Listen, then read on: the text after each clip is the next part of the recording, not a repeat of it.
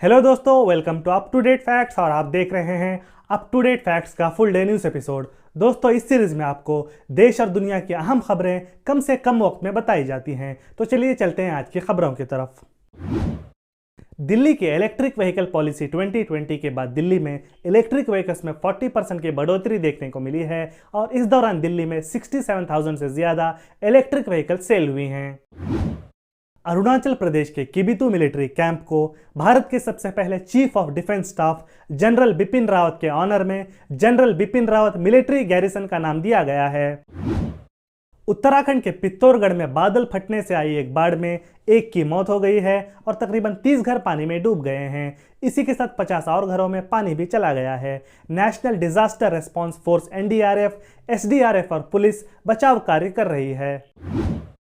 छत्तीसगढ़ के मुख्यमंत्री भूपेश बघेल ने राज्य में पालतू जानवरों के स्वास्थ्य के लिए मोबाइल वेटेरिनरी यूनिट्स लॉन्च करने का फैसला किया है। इस योजना का नाम मुख्यमंत्री गोवंश मोबाइल चिकित्सा योजना है और इस योजना के तहत राज्य के हर जिले में 1 या 2 मोबाइल वेटेरिनरी यूनिट्स की सुविधा की जाएगी।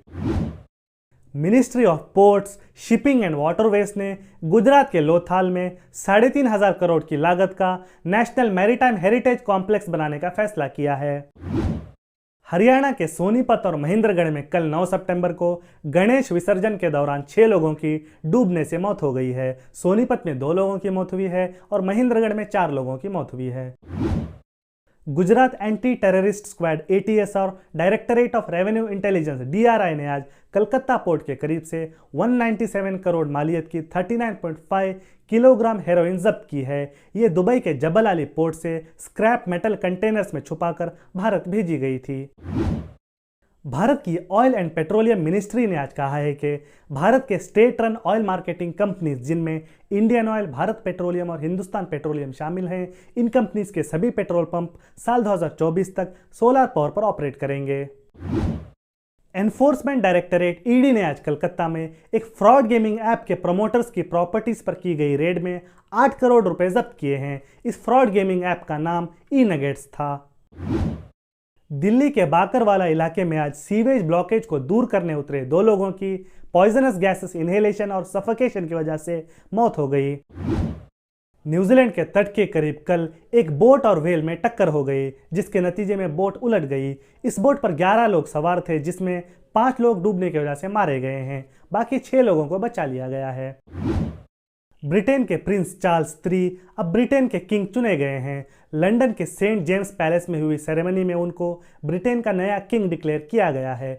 इस सेरेमनी में उनकी बीवी कैमिला और उनके बेटे प्रिंस विलियम भी मौजूद थे।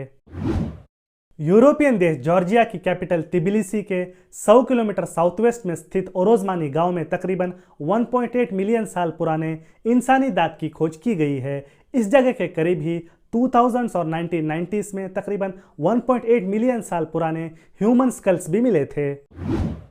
अल्बेनिया पर किए गए साइबर अटैक्स के बाद यूनाइटेड स्टेट्स ने ईरानियन मिनिस्ट्री ऑफ इंटेलिजेंस और इस मिनिस्ट्री के मिनिस्टर इस्माइल खतीब पर सैंक्शंस लगाए हैं। यूक्रेन के प्रेसिडेंट वोलोडिमिर जेलेंस्की ने कहा है कि यूरोप में चल रही रशिया यूक्रेन वॉर के दौरान यूक्रेनियन मिलिट्री ने ईस्टर्न खार्किव रीजन में रशियन हेल्ड टेरिटरीज में तकरीबन 50 किलोमीटर तक एडवांस किया है और खोई हुई कुछ टेरिटरीज को वापस लिया है। इंडोनेशिया के वेस्ट पापुआ प्रोविंस में आज 5.5 से 6.2 मैग्नीट्यूड के 4 जलजले के झटके महसूस किए गए हैं। किसी भी सीरियस डैमेज और कैजुअलिटी की कोई खबर नहीं है। अफ्रीकी देश नाइजीरिया के ऑयल एक्सपोर्ट्स पिछले 25 सालों में सबसे निचले स्तर पर हैं और इसका कारण भी अजीब है। ऐसा इसलिए हो रहा है क्योंकि नाइजीरिया में पाइपलाइंस के जरिए बहुत बड़े पैमाने पर क्रूड ऑयल की चोरी हो रही है। यूक्रेन ने आज कहा है कि यूक्रेन अब ज़ैपोरिज़िया न्यूक्लियर पावर प्लांट में जनरेटेड इलेक्ट्रिसिटी यूज नहीं कर रहा और इस पावर प्लांट में जनरेटेड इलेक्ट्रिसिटी अब सिर्फ रशियन ऑक्युपाइड रीजन्स को सप्लाई की जा रही है। दोस्तों, ये थी आज की फुल डे न्यूज़। हमारे वीडियो को लाइक और शेयर करें और अगर आपको हमारा काम पसंद आ रहा है तो हमारे चैनल को सब्सक्राइब करें। इसी के साथ बेल आइकन को ज़रूर प्रेस करें ताकि कोई भी नई नोटिफिकेशन आपसे मिस ना हो। मिलते हैं अगली वीडियो में। धन्यवाद।